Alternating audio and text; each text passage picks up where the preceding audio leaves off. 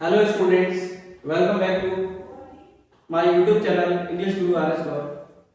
Today I will teach you a very interesting topic. The name of the topic is tone in literature. Literature में tone क्या होती है आज मैं इस बारे में आपको बताऊंगा. टोन जो हमारे अंदर फीलिंग्स होती है उन फीलिंग्स को हम एक्सप्रेस करते हैं. हैप्पी वे में कर सकते हैं, सीरियस टोन में कर सकते हैं, एंग्री होकर कर सकते हैं. तो जो हमारे एक्सप्रेशन होते हैं किसी भी चीज को बोलने के वो हमारी टोन होती है. तो जो writer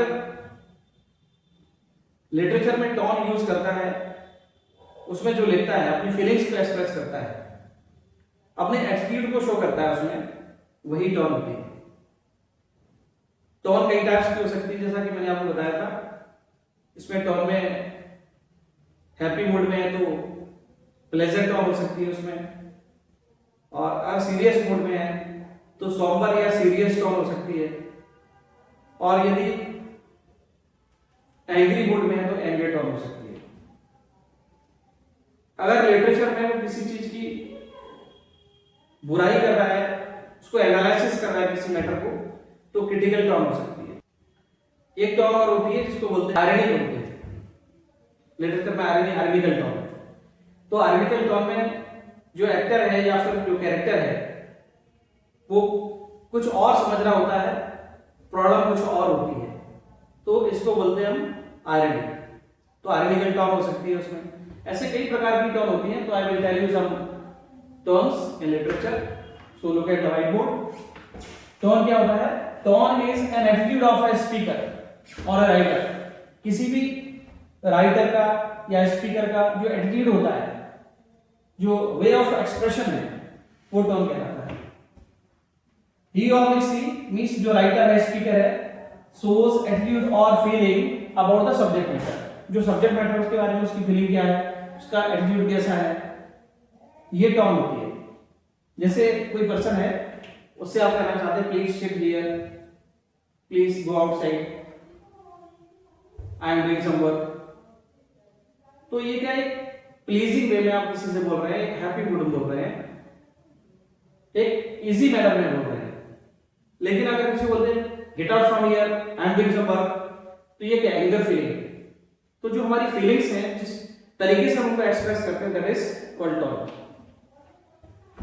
so I will tell you some types of tone. पहला है इसमें देखो ह्यूमरस टोन. ह्यूमरस टोन को हम सार्कास्टिक टोन भी बोलते हैं. Humorous tone means sarcastic tone. Humorous का मतलब जिसको पढ़ के मैटर को हमें हंसी मजाक जैसा लगे, उसमें अच्छा लगे हमें, इस ह्यूमरस टोन का राइटर क्या यूज कर सकता है? ह्यूमर को यूज कर सकता है. ह्यूमर का मतलब हंसी मजाक वाला. किसी जोक्स को यूज कर सकता है, क्योंकि जोक्स उसमें यूज कर सकता है. प्लेफुल मूड में रहता है. प्लेफुल मूड का मतलब जो हंसी मजाक इस मूड में रहता है. प्लेफुल लैंग्वेज यूज करता है उसमें to make the content more enjoyable, जिससे उसका कंटेंट कैसा लगे? बहुत एंजॉयबल लगे और रीडर उससे स्टिक हो जाए, रीडर उसको बड़े मजे से पढ़े और उसको समझे. तो that is called humorous tone. इसको सार्कास्टिक टोन भी बोलते हैं. सेकंड है सीरियस टोन. सीरियस टोन इसका अपोजिट है. सीरियस टोन का मतलब solemn tone, SOLEMN, solemn tone, serious. Writer uses straightforward way of communication. जब सीधे सीधे किसी बात को वो कहने लग जाता है, अच्छा लगे या बुरा लगे, उसे कोई लेना देना नहीं है, लेकिन जो सीधी बात है उस बात को वो कहने लग जाता है विदाउट एनी डिस्ट्रैक्शन. इधर उधर की बात नहीं करता, उसमें कोई एक्स्ट्रा मटेरियल ऐड नहीं करता, एक्स्ट्रा फीलिंग ऐड नहीं करता. उसमें जो बात है उसको सीधे सीधे कहता है, स्ट्रेट फॉरवर्ड बोलता है. जैसे न्यूज़पेपर में कोई न्यूज आती है, कोई आर्टिकल आता है, सोशल एंड हेल्थ इश्यूज के बारे में कुछ लिखा जाता है या बोला जाता है, तो दैट इज स्ट्रेट फॉरवर्ड. उसमें हंसी मजाक जोक वाली कोई बात नहीं होती. That's why it is called serious tone. इसमें जरूरी नहीं है कोई नेगेटिविटी की बात हो या पॉजिटिविटी की बात हो. जो सीधा सीधा स्ट्रेट फॉरवर्ड जो मैटर है उसके बारे में सीधा सीधा बोला जाता है, तो वो सीरियस टोन होती है. थर्ड वन है फ्रेंडली टोन. फ्रेंडली का मतलब polite tone.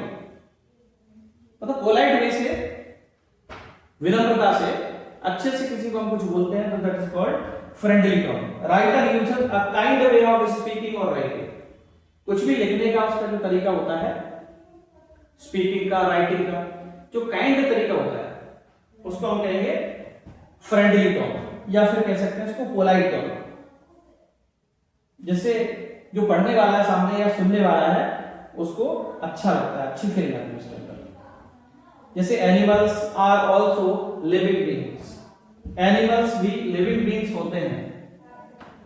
We should treat them as friends, हमें उनको अपना फ्रेंड मानना चाहिए। एनिमल्स भी हमारे फ्रेंड है, तो ये कैसी फीलिंग है एनिमल्स के प्रति? Kind feeling. तो जो काइंड फीलिंग होती है, सिंपैथी फीलिंग होती है, दैट इज फ्रेंडली टोन, इसको हम पोलाइट टोन कहते हैं। नेक्स्ट है fourth number critical tone. Critical tone का मतलब क्या होता है? जिसमें किसी इशू के ऊपर हम नेगेटिव वे में एनालिसिस करते हैं, उसके अंदर कुछ नेगेटिविटी ढूंढते हैं, उसके अंदर कुछ गलती, मिस्टेक ढूंढते हैं। तो it is a writing style in which a writer analyse any issue in a negative way.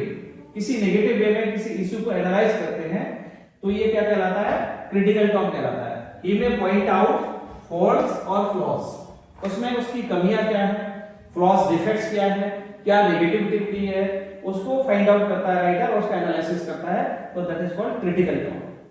जैसे कोई राइटिंग है, कुछ भी है, कोई मैटर है किसी के बारे में, उसमें नेगेटिव पॉजिटिव दोनों चीजों को समझता है, एनालिसिस करता है, that is called critical tone. Now next one है, now I will tell you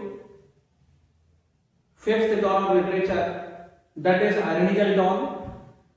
ironical tone क्या है?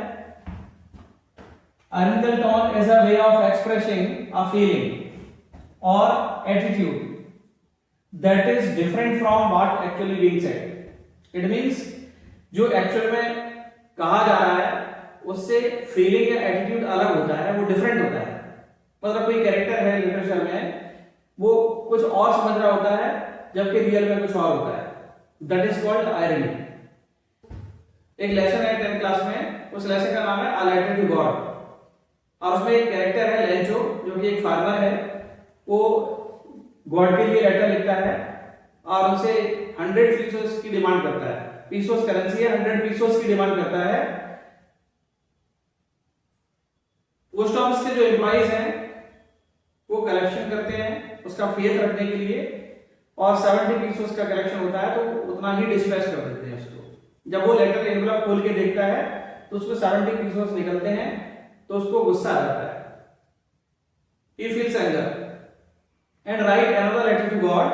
दूसरा लेटर लिखता है और उसमें वो लिखता है कि गॉड, भगवान, मुझे 30 पीसोस इसमें कम मिले हैं और शायद ये जो पोस्ट ऑफिस के एम्प्लॉइज हैं उन लोगों ने वो पैसे चुरा लिए उसमें से, आपने तो सारे बेचे होंगे, मुझे आप पर 100% ट्रस्ट है, 100% बिलीफ है, तो इस बार मुझे 30 पीसोस जो और रिमेनिंग अमाउंट है वो भी भेज देना, बिना उसके मेरा काम नहीं चलेगा। और ये पोस्ट ऑफिस के जो एम्प्लॉइज हैं वो सारे बंच ऑफ क्रोक्स हैं, वो चीटर्स हैं, उन्होंने मेरे पैसे निकाल दिए हैं, तो इस बार आप डायरेक्ट मुझे भेज देना। तो ऐसा वो लेटर में कुछ लिखता है, जबकि पोस्ट ऑफिस के एम्प्लॉइज हैं उसकी हेल्प कर रहे होते हैं और वो समझ रहा होता है कि भगवान ने उसकी हेल्प की है, और पोस्ट ऑफिस के एम्प्लॉइज को बंच ऑफ क्रोक्स बोलता है, चीटर्स बोलता है उनको।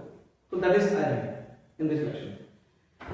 तो एक्चुअल में वो समझ कुछ और रहा होता है, रियल में कुछ और होता है, तो उसी को आयरनी बोलते हैं। 6th नंबर है रिफ्लेक्टिव टोन। ये रिफ्लेक्टिव टोन क्या होती है? Reflective tone is a thoughtful and introspective way of writing that explores a persons thoughts and feelings. ये रिफ्लेक्टिव टोन क्या है? Reflective tone is a thoughtful and introspective way of writing, मतलब विचार करते हैं, सोचते हैं, कुछ आइडिया डेवलप होता है दिमाग में। इंट्रोस्पेक्शन का मतलब अंदर झांक के अपने देखते हैं और जो फीलिंग आती है उसको एक्सप्रेस करते हैं, एक्सप्लोर करते हैं उसको, थॉट्स को, फीलिंग्स को, that is the reflective tone. Next 7 number है ट्रांसफॉर्मेटिव टोन। ट्रांसफॉर्मेटिव टोन क्या होती है? It is a way of speaking or writing that conveys a sense of positive change. ये स्पीकिंग या राइटिंग का एक तरीका है जिससे पॉजिटिव चेंज आता है पर्सन के अंदर, वो बताना चाहता है उसको। जैसे कि एक पोएम है आपकी 10th क्लास में, डेस्कटॉप स्नो, डेस्कटॉप स्नो में क्वाइट सैड मूड में रहता है, लेकिन जब वो एक हेमलॉक ट्री रहता है उस पेड़ के नीचे जाके वो खड़ा हो जाता है, तो एक क्रो आता है और उसकी ब्रांचेस पे आके बैठता है, तो ब्रांचेस मूव होती हैं, जो स्नो उसके ऊपर उस ट्री के ऊपर रहती है तो वो फॉल करती है, मतलब उसको वाइट का ऐसा फील होता है, उसके ऊपर स्नो गिरती है तो उसको फीलिंग आती है कि स्नो फॉलिंग हो रही है, और उसका मूड चेंज हो जाता है, सैड मूड से हैप्पी मूड में आ जाता है, मतलब पॉजिटिव चेंज आ जाता है उसके अंदर। तो उसमें क्या है, ट्रांसफॉर्मेटिव टोन है desktop snow. Now next one है 8th number, pessimistic tone. It is a way of speaking in a negative way. One है 8th number, pessimistic tone. It is a way of speaking in a negative way. तो ये pessimistic tone की second poem है जो 10th class में, fire and ice. उसमें point कहता है कि लोगों की फीलिंग्स को मैंने समझा, उनकी बात को मैंने सुना, उनका कहना है कि दुनिया नष्ट होगी फायर से, मैं भी इसी फेवर में हूं, इसके चांसेस ज्यादा है। लेकिन दूसरा सिर्फ एक पैराग्राफ उस पोएम का और है, सेकंड पैराग्राफ, उसमें पॉइंट कह रहा है कि दुनिया आइस से भी नष्ट हो सकती है, फायर से नष्ट हो रही है, आइस से भी नष्ट हो सकती है, ऐसा भी कुछ लोगों का कहना है। और ये हेट है जो आइस है, आइस के लिए मतलब दूसरा जो मीनिंग है वो हेट है, मतलब दुनिया हेट से या फिर आइस से नष्ट हो सकती है, ये भी एक बड़ा कारण हो सकता है दुनिया को नष्ट करने का, मतलब दुनिया दोनों कारण से नष्ट हो सकती है, फायर एंड आइस दोनों से नष्ट हो सकती है। तो अल्टीमेटली वो क्या कहना चाहता है कि दुनिया नष्ट होगी, मतलब वो नेगेटिव वे में बोल रहा है, और चांसेस उसके ये हैं, वो उसका कहना ये है कि दुनिया किसी न किसी तरह से नष्ट होगी। तो उसके अंदर क्या आ रही है, नेगेटिव फीलिंग आ रही है, तो उसको बोलेंगे पेसिमिस्टिक टोन, जिसको बोलते हैं निराशावादी टोन। पेसिमिस्टिक इज निराशावादी, ठीक है। नाउ 9th नंबर है मिस्टीरियस टोन। मिस्टीरियस टोन, रहस्य, सीक्रेट। तो इसमें क्या लिखा है, it is a way of writing that creates a sense of secrecy. ये राइटिंग करने का एक तरीका होता है जिससे सीक्रेसी का सेंस आता है हमारे अंदर, मतलब उसमें कुछ रहस्य है, सीक्रेट है कुछ, ऐसा लगता है। पोएम 10th क्लास में पोएम है फॉग।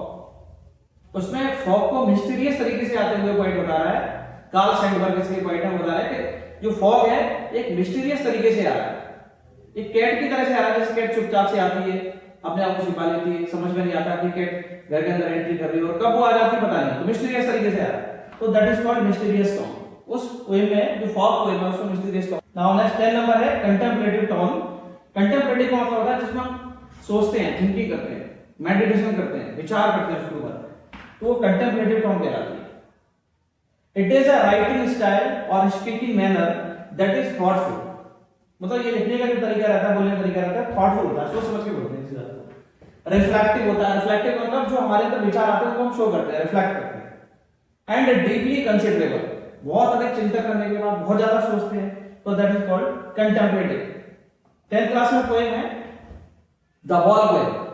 उसमें जो बच्चा है उसकी बॉल खो जाती है, बॉल सी के अंदर चली जाती है, वो खेल रहा होता है क्लास में, फिर एक जगह वो स्टेबल खड़ा हो जाता है, उसकी बॉडी का वाइब्रेशन थोड़ा कंपन, शिवरिंग होती रहती है, लेकिन वहीं खड़ा रहता है और वो सोचता रहता है, वो अपनी बॉल के बारे में सोचता रहता है, उसके अंदर विचार आते हैं, उसे अटैचमेंट की फीलिंग आती है उससे, that is called contemplative tone. तो पॉइंट में जो उसको लिखा है कंटेम्पलेटिव टोन में लिखा है, मतलब बच्चा सोच रहा है, उसके अंदर अभी एपिस्टेमोलॉजी ऑफ लॉस की फीलिंग उसके अंदर आ रही है, मतलब लॉस से रिकवर होने की धीरे धीरे फीलिंग उसके अंदर आ जाएगी, ऐसा पॉइंट कह रहा है, तो कंटेम्पलेटिव टोन है उसमें। तो आपको ये जो वीडियो मैंने बनाया है टोन के ऊपर, तो आपको अगर अच्छा लगा, आपको समझ आया, तो मेरे चैनल को आप सब्सक्राइब करना, एग्जाम क्लियर है इसको लाइक करना, वॉच भी करना और दूसरों को शेयर भी करना, जिससे आपका भला होगा, अदर स्टूडेंट्स का भी भला होगा। ऐसे वीडियोस में और भी बनाना, मुझे इंस्पिरेशन मिलेगी, तो आप मेरे चैनल को सब्सक्राइब जरूर करें। Thank you. Congratulations to all for good exams.